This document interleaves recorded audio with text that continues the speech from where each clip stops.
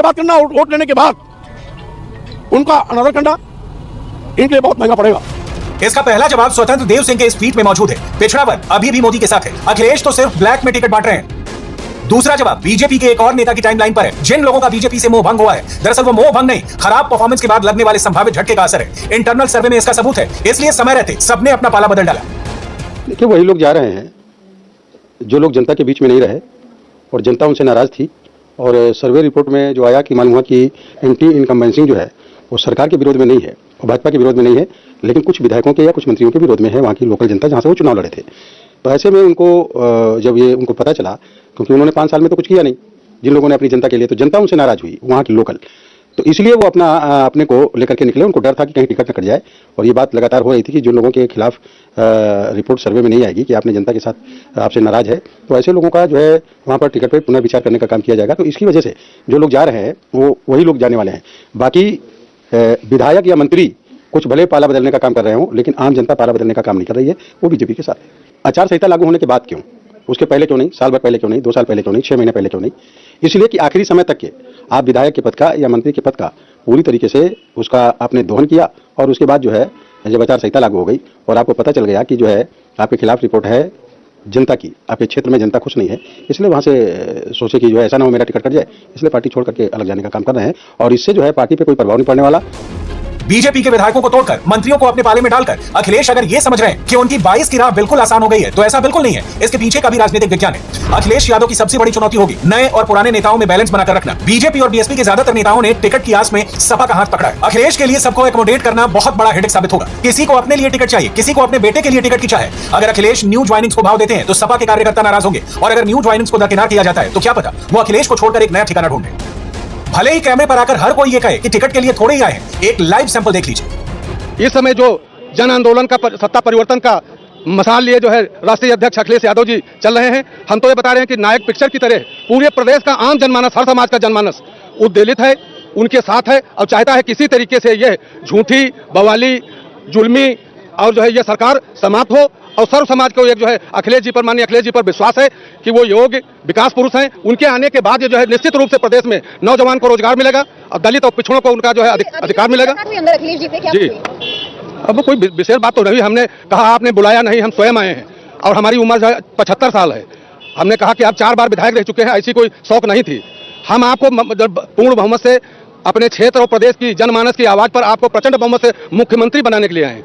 हमारे साथी, हमारे नेता माननीय मनोज पांडे जी का ये वो रहा हमारे पर हाथ कि उन्होंने हमसे हमारी बात उनको जो है उन तक पहुंचा दी, मिलवा दी। तो आने वालों को सबका स्वागत कर रहे हैं, तो आपका टिकट कुछ उन्होंने आइडिया दिया? नहीं, टिकट की बातें हमने नहीं की है। हम इस समाजवादी पार्टी के जन आंदोलन में अपनी भी भूमिका 75 वर्ष के होने के बावजूद रखना चाहते हैं। इस सत्ता से, इस भारतीय जनता पार्टी के सत्ता को उखाड़ फेंकने में यदि एक शरीर का, मेरे परिवार का कतरा काम आएगा तो कुर्बानी दूंगा। मोदी और योगी को नुकसान पहुंचाने के लिए सबके पास अपने अपने हथकंडे हैं। दीदी भी महिला और मुसलमान वाली स्क्रिप्ट पर काम कर रही हैं। कांग्रेस का इकोसिस्टम आज दिन भर काफी बिजी था।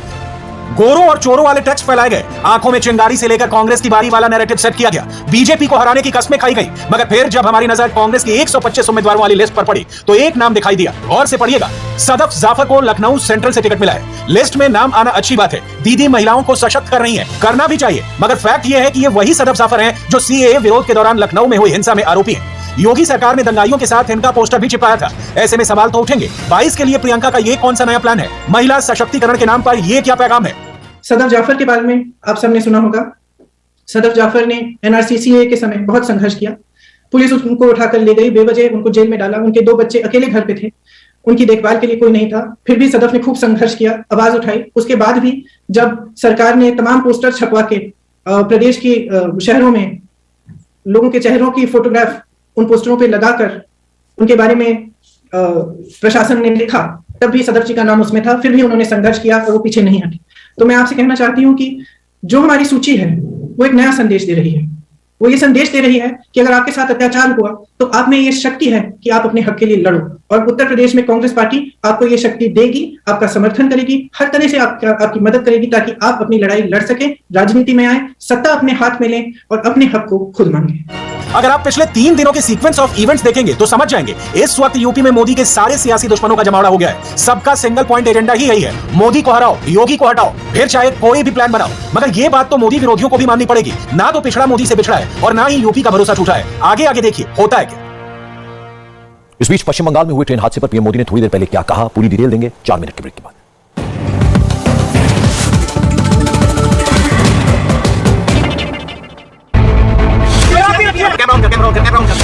हमारी इंडिया टीवी की गाड़ी थी जिस पर हमला हुआ है। पारी दोबारा यहाँ पे शुरू हो गई है। ये देखिए पत्थर लगातार आ रहे हैं। 17 सालों से सच की बेबाक आवाज, इंडिया टीवी आपकी आवाज। पब्लिक के मुद्दे पब्लिक के साथ हमारे मंच पर होगी बात। अगर आप जानते हैं उत्तर प्रदेश की राजनीति की नब्ज, तो इंडिया टीवी देगा आपको मौका अपने मंच पर आने का। तो आज ही indiatv.in पर लॉगिन कर रजिस्टर करें और जुड़े हमारी इस पहल के साथ। ये पब्लिक है, सब जानती है।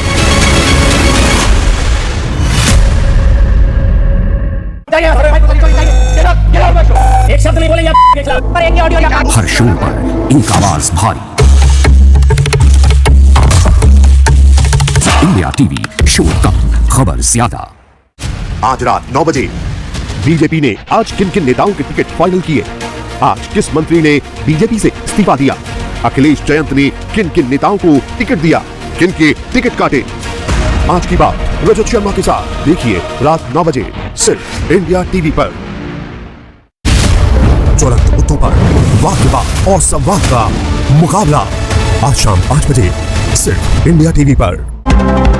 यदि आपके पैरों में दर्द, सूजन, ऐंठन और पीछे से नसें रस्सी की तरह मोटी हो जाती हैं, तो ये लक्षण है वेरिकोज वेन्स के। योग, आयुर्वेद और नेचुरोपैथी से मात्र 5 से 7 दिन में ही वेरिकोज वेन्स से कैसे छुटकारा पाएं, ये मैं आपको बताऊं। योग और आयुर्वेद का चमत्कार, नसों की बीमारियों पर सीधा प्रहार। देखिए सुबह 8 बजे और शाम 4:30 बजे सिर्फ इंडिया टीवी। आज रात 9 बजे बीजेपी ने आज किन किन नेताओं के टिकट फाइनल किए, आज किस मंत्री ने बीजेपी से इस्तीफा दिया, अखिलेश जयंत ने किन किन नेताओं को टिकट दिया, किन के टिकट काटे। आज की बात रजत शर्मा के साथ देखिए रात 9 बजे सिर्फ इंडिया टीवी पर। प्रदर्शनकारी जो है लगातार पत्थरों की बरसात कर रहे हैं। 10-12 घंटे के अंदर अंदर 3 आतंकवादी हमले हो चुके हैं। जहां पर इस समय फायर कॉन्टिन्यू किया जा रहा है और वहां से भी काउंटर फायर आ रहा है। 6 घंटे से लगातार 17 सालों से सच की बेबाक आवाज, इंडिया टीवी आपकी आवाज। सुलगते मुद्दों पर बेबाक सवाल और संवाद का मुकाबला शाम 5 बजे सिर्फ इंडिया टीवी पर। मैं सबसे कहता हूं, इतना मत चिल्लाओ, अपनी नहीं जनता की आवाज उठाओ। जब सवाल मुस्कुराकर पूछे जा सकते हैं तो चिल्लाने की क्या जरूरत है। इंडिया टीवी पर शोर कम, खबरें ज्यादा।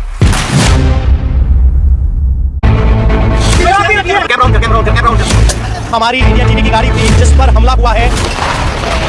पारी दोबारा यहाँ पे शुरू हो गई है। ये देखिए पत्थर लगातार आ रहे हैं। 17 सालों से सच की बेबाक आवाज, इंडिया टीवी आपकी आवाज। पब्लिक के मुद्दे पब्लिक के साथ हमारे मंच पर होगी बात। अगर आप जानते हैं उत्तर प्रदेश की राजनीति की नब्ज, तो इंडिया टीवी देगा आपको मौका अपने मंच पर आने का। तो आज indiatv.in पर लॉगिन कर रजिस्टर करें और बनिए हिस्सा हमारी पहल का। ये पब्लिक है, सब जानते हैं।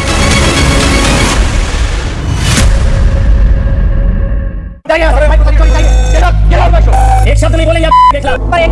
हर शोर पर एक आवाज भारी, इंडिया टीवी, शोर कम, खबर ज्यादा। ज्वलंत मुद्दों पर वाद विवाद और संवाद का मुकाबला। आज पश्चिम बंगाल के न्यू जलपाईगुड़ी में एक बड़ा ट्रेन हादसा हो गया। इस हादसे में 4 लोगों की मौत हो गई है। प्रधानमंत्री मोदी ने ट्वीट करके हादसे पर दुख जताया है। पीएम ने कहा कि उन्होंने रेल मंत्री अश्विनी वैष्णव से हादसे की जानकारी ली है। पीएम घायलों के जल्द से जल्द ठीक होने की उन्होंने कामना भी की। बहुत ही अनफॉर्चुनेट घटना है ये। रेस्क्यू पे फोकस है, टोटली रिलीफ रेस्क्यू पे ऑलरेडी मेडिकल टीम पहुंच चुकी है। गैस कटर्स लेके बोट से बाहर निकालने के लिए वो भी पहुंच चुकी है टीमें। सीनियर ऑफिसर साइड पे पहुंच चुके हैं और पूरी तरह से हम लोग अभी ऑनरेबल प्राइम मिनिस्टर साहब ने भी फोन करके पूरे घटना की जानकारी ली और रेस्क्यू ऑपरेशंस की जानकारी ली है। हमारा फोकस है जल्दी से जल्दी रेस्क्यू पे हो सभी लोग निकले, मेरे पैसेंजर साथी। योगी आदित्यनाथ अयोध्या से चुनाव लड़ सकते हैं। बीजेपी का यह दाव, क्या उत्तर प्रदेश की हवा बदल सकेगा? क्या अयोध्या के हर घर में भगवा रंग छाने जा रहा है? इस पर देखिए स्पेशल रिपोर्ट बस 4 मिनट के ब्रेक के बाद।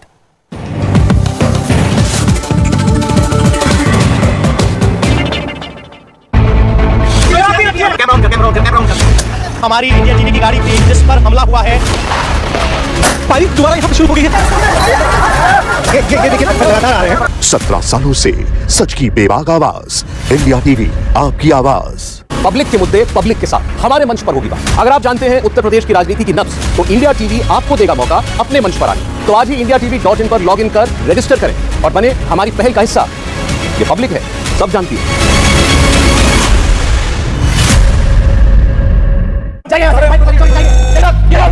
एक शब्द नहीं बोलेंगे हर शो पर एक आवाज भारी। इंडिया टीवी, शो कम, खबर ज्यादा। आज रात 9 बजे बीजेपी ने आज किन किन नेताओं के टिकट फाइनल किए, आज किस मंत्री ने बीजेपी से इस्तीफा दिया, अखिलेश जयंत ने किन किन नेताओं को टिकट दिया, किन के टिकट काटे। आज की बात रजत शर्मा के साथ देखिए रात 9 बजे सिर्फ इंडिया टीवी पर। ज्वलंत मुद्दों पर वाद विवाद और संवाद का मुकाबला आज शाम 5 बजे सिर्फ इंडिया टीवी पर।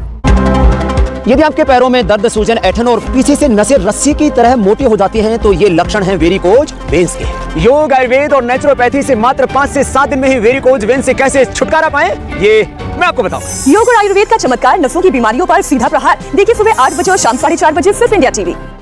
आज रात 9 बजे बीजेपी ने आज किन किन नेताओं के टिकट फाइनल किए, आज किस मंत्री ने बीजेपी से इस्तीफा दिया, अखिलेश जयंत ने किन किन नेताओं को टिकट दिया, किन के टिकट काटे। आज की बात रजत शर्मा के साथ देखिए रात 9 बजे सिर्फ इंडिया टीवी पर। प्रदर्शनकारी जो है लगातार पत्थरों की बरसात कर रहे हैं। 10-12 घंटे के अंदर 3 आतंकवादी हमले हो चुके हैं। यहाँ पर इतना फायर कॉन्टिन्यू किया जा रहा है और वहाँ से भी काउंटर फायर आ रहा है। 6 घंटे से और मुझे कभी है। 17 सालों से सच की बेबाक आवाज, इंडिया टीवी आपकी आवाज। सुलगते मुद्दों पर बेबाक सवाल और संवाद का मुकाबला शाम 5 बजे सिर्फ इंडिया टीवी पर। मैं सबसे कहता हूं, इतना मत चिल्लाओ, अपनी नहीं जनता की आवाज उठाओ। जब सवाल मुस्कुराकर पूछे जा सकते हैं, तो चिल्लाने की क्या जरूरत। इंडिया टीवी पर शोर कम, खबरें ज्यादा।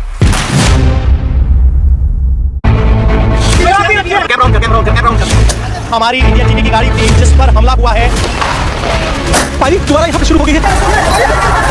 ये देखिए लगातार आ रहे हैं। 17 सालों से सच की बेबाक आवाज, इंडिया टीवी आपकी आवाज। पब्लिक के मुद्दे पब्लिक के साथ हमारे मंच पर होगी बात। और अगर आप जानते हैं उत्तर प्रदेश की राजनीति की नब्ज, तो इंडिया टीवी आपको देगा मौका हमारे मंच पर आने का। आज ही indiatv.in पर लॉगिन कर रजिस्टर करें और बने हिस्सा हमारी पहल का। ये पब्लिक है, सब जानती है।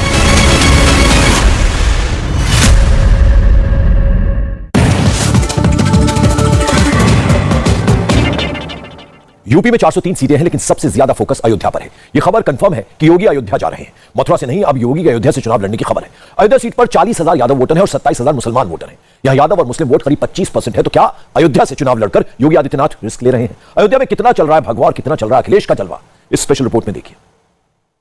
आप सब मेरे साथ बोलेंगे, जय जय श्री राम, जय जय श्री राम। अयोध्या करती है आह्वान, घाट से कर मंदिर निर्माण। 2022 के चुनाव का केंद्र बिंदु अयोध्या बनने जा रहा है, क्योंकि अयोध्या से योगी आदित्यनाथ के चुनाव लड़ने की बात फाइनल मानी जा रही है। बीजेपी ने अयोध्या को इसलिए चुनाव का लॉन्च पैड बनाया है, क्योंकि अयोध्या से बीजेपी के 3 मकसद सीधे सीधे पूरे होते हैं। पहला, अयोध्या का मतलब है श्री राम यानी हिंदुत्व का एजेंडा। दूसरा, अयोध्या में हजारों करोड़ का निवेश यानी डेवलपमेंट का नैरेटिव। और तीसरा, अयोध्या का मतलब कार सेवकों पर चली गोलियां, जिसका जिक्र योगी ने बार बार अपनी सभाओं में किया है, यानी अखिलेश पर जबरदस्त हमला। उत्तर प्रदेश की सियासत में अयोध्या की भूमिका हमेशा से ही सबसे महत्वपूर्ण रही है। यही वजह है कि हर राजनीतिक दल अयोध्या के वोटर को रिझाने के लिए पूरी ताकत लगा देता है। हम इस वक्त मौजूद हैं अयोध्या नगरी में और आज हम आपको दिखाते हैं कि अयोध्या नगरी वासियों के दिल में क्या है। क्या योगी का 80-20 का फॉर्मूला हिट होगा या फिर अखिलेश के गुलदस्ते में सभी रंगों के फूल कुछ कमाल दिखा पाएंगे? अयोध्या इस वक्त बीजेपी का सबसे बड़ा किला है और अखिलेश यादव को अयोध्या के चक्रव्यूह में ही फंसाने की पूरी तैयारी की जा चुकी है। इसका ट्रेलर भी लॉन्च हो गया है। श्री राम जन्मभूमि तीर्थ क्षेत्र ट्रस्ट ने आज एक 3D एनिमेशन वीडियो रिलीज किया है, जिसमें श्री राम मंदिर को बनते हुए दिखाया जा रहा है। जिस तरह इस वीडियो में श्री राम मंदिर की एक एक ईंट जोड़ी जा रही है, जिस तरह श्री राम मंदिर के स्तंभों को जोड़ा जा रहा है, बिल्कुल ठीक इसी तरह बीजेपी भी साल 2022 में यूपी विजय का पूरा डिजाइन तैयार कर रही है। अनेश कौशल जी, क्या लग रहा है इस बार? बस योगी जी जी। क्यों? अरे वो हिंदू हृदय सम्राट है भाई। अयोध्या का विकास उन्होंने ही किया है। कहाँ हिंदू हैं? अयोध्या के कारसेवकों के ऊपर गोली चलवाने वाले हिंदू हैं। अयोध्या में किसकी? योगी में। योगी जी चुनाव लड़ सकते हैं। योगी जी लड़ रहे हैं चुनाव यहाँ से। फाइनल हो गया, योगी जी चुनाव लड़ेंगे यहाँ से। बहुत लाखों राम को लाए हैं ना यहाँ, उनको वो लोग लाएंगे जो राम के भक्त हैं। हाँ, माहौल तो योगी जी का है। योगी जी का है, काम हुआ है? हाँ, बहुत काम हुआ है। और अखिलेश यादव उनको हम नहीं जानते। क्या काम हुआ है यहाँ? किस चीज से आप सबसे ज्यादा खुश है? अरे सब चीज हुआ है। किसका दबदबा माहौल ज्यादा है? राम जी आए हैं, राम जी आएंगे। राम जी आएंगे। अच्छा, योगी जी के चुनाव लड़ सकते हैं यहाँ से? जी बिल्कुल लग सकते हैं, आराम से जीत भी जाएंगे। पिछले 3 दिनों से दिल्ली में लगातार यूपी पर बीजेपी की मैराथन बैठक चल रही है और इस मैराथन बैठक से जो निचोड़ निकलकर सामने आ रहा है वो है अयोध्या। यह 25 मार्च 2020 की तस्वीर है जब योगी आदित्यनाथ ने श्री राम लला को टेंट से अस्थायी मंदिर में शिफ्ट किया था। जिस प्रतिमा को योगी आदित्यनाथ ने अपने हाथों से उठाया था यह वही प्रतिमा है जो साल 1949 में बाबरी ढांचे के अंदर स्थापित हुई थी।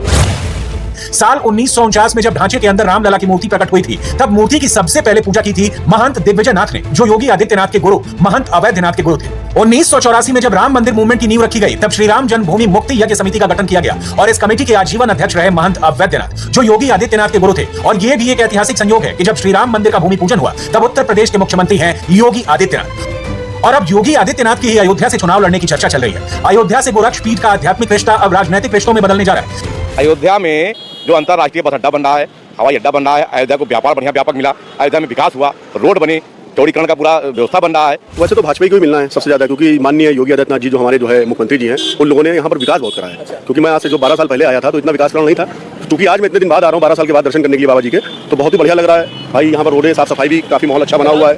80% लोगों का सपोर्ट बीजेपी के साथ है। बाकी लोग अगर कह रहा है तो वो मुगरी लाल के सपने देखे हैं, अच्छी बात है, देखना चाहिए। बस यही लग रहा है कि जो पहले था, जैसे कि पहले भी भाजपा आई 2017 में, इस बार भी बीजेपी आएगी, योगी जी की सरकार आएगी। जी बाबा जी, क्या नाम है आपका? भैया हमारा नाम पंडित सुरेश दुबे है। हमारा नाम दुबे जी, तो आपको क्या लग रहा है चुनावी माहौल अयोध्या का क्या है? यही सरकार रहेगी, फिर से रहेगी, लेकिन गाय और बछड़े जो है ये तंग कर रहे हैं। पब्लिक की सारी फसल तो नष्ट कर दे रहे हैं। बाबा आम समस्या हो गई, यही परेशानी है, बस और कुछ नहीं, यही परेशानी है। अयोध्या से योगी आदित्यनाथ को चुनाव लड़वाने का मकसद सिर्फ बीजेपी ही नहीं बल्कि संघ के उस बड़े प्रोजेक्ट का भी हिस्सा है जिसमें योगी आदित्यनाथ को हिंदुत्व के सबसे बड़े पोस्टर बॉय या लीडर के तौर पर स्थापित करने पर लगातार काम चल रहा है।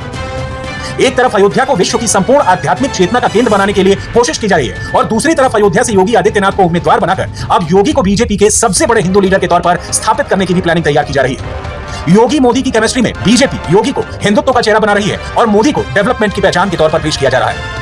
भारतीय जनता पार्टी जिंदाबाद जिंदाबाद जिंदाबाद। योगी आदित्यनाथ अब अयोध्या से चुनाव लड़ने जा रहे हैं, लिहाजा संत समाज में खुशी है और मिठाइयां भी बांटी जा रही हैं। क्या लग रहा है आपको, अब अयोध्या का बेड़ा पार पूरा ही हो रहा है? बिल्कुल, अब अयोध्या त्रेता युग की अयोध्या बन करके रहेगी और अयोध्या में फिर से त्रेता जैसे एक बार अब राम राज देखने को मिलेगा। जैसा कि हमारा अतीत बताता है कि अयोध्या जो है पूरे विश्व का नेतृत्व करता रहा है। जितने चक्रवर्ती सम्राट हुए, चाहे महाराज रघु हो, चाहे महाराज दशरथ हो, प्रभु श्री राम हो, सब अयोध्या से रहे हैं और दुनिया में जितने राजा होते थे सब जो है अयोध्या के अधीन होते थे और अब फिर से वो देखने को मंजर मिलेगा। और हम लोग इसको लेकर के जितने भी साधु संत धर्माचार्य अयोध्यावासी हैं, लगातार हम लोग मांग कर रहे थे कि योगी जी को अयोध्या से चुनाव लड़ाया जाए। इसको लेकर के हम लोगों ने कई बार माननीय प्रधानमंत्री जी को पत्र भेजा था और जैसे ही सूचना मिली कि योगी जी अयोध्या से चुनाव लड़ेंगे तो एक उत्सव का माहौल आ गया है। लड्डू पेड़ा बांटे जा रहे हैं। हम लोगों ने तो यज्ञ तक किया, हवन किया कि योगी जी यहाँ से चुनाव लड़े, क्योंकि योगी जी के पहले जितने लोग आए सब लोगों ने अयोध्या को नजरअंदाज रखा था, उपेक्षित रखा था। योगी जी के आने के बाद ही अयोध्या का ये स्वरूप देखने को मिला। यहाँ तो सिर्फ कमल खिलेगा, बिल्कुल कमल खिलेगा, अब कमल खिलेगा और योगी जी जो है 350 की लगभग उनको सीटें यहाँ मिलने जा रही है, प्रचंड बहुमत से सरकार बनेगी। बीजेपी धीरे धीरे अपने पत्ते खोल रही है। चुनाव जीतेगा वही जो अपने मुद्दे को सबसे आगे रखने में कामयाब होगा और बीजेपी राम मंदिर के मुद्दे को सबसे आगे रखने के लिए गीत संगीत का भी सहारा ले रही है। बीजेपी के सांसद मनोज तिवारी एक एल्बम लॉन्च कर रहे हैं, भगवा रंग चढ़ने लगा है। इस एल्बम में भगवान श्री राम की बड़ी तस्वीर लगी है और एक गाना भी तैयार किया जा रहा है जिसके बोल हैं, मंदिर अब बनने लगा है, भगवा रंग अब चढ़ने लगा है। मंदिर अब बनने लगा है, भगवा रंग चढ़ने लगा है। मंदिर अब बनने लगा है, भगवा रंग चढ़ने लगा है। मंदिर अब बनने लगा है, भगवा रंग चढ़ने लगा है। मंदिर जब बन जाएगा सोच न्यारा क्या होगा। देश हमारा, हमारा देश हमारा। आज हम लखनऊ से आए। हाँ जी, लखनऊ अयोध्या में बहुत ज्यादा दूरी है। नहीं, हाँ 125 किलोमीटर की। चुनावी माहौल आपको क्या दिख रहा है अयोध्या का? जी, हमें तो ये दिख रहा है योगी बाबा आएंगे फिर से। हाँ जी, क्या लग रहा है जिससे योगी बाबा? वैसे बिल्कुल गौरवान्वित महसूस कर रहे हैं बाबा को उत्तर प्रदेश का मुख्यमंत्री देख के। बिल्कुल राम मंदिर बन जाएगा, सबसे पॉसिबल कर दिया उन्होंने, राम मंदिर बना दिया जी। तो हमने सपने में भी नहीं सोचा था कि कभी राम मंदिर बनेगा। जो दुकानदार हैं वो तमाम लोग हैं, उनसे हम बात करते हैं। सर क्या नाम है आपका? मैं पंकज गुप्ता, यहाँ व्यापार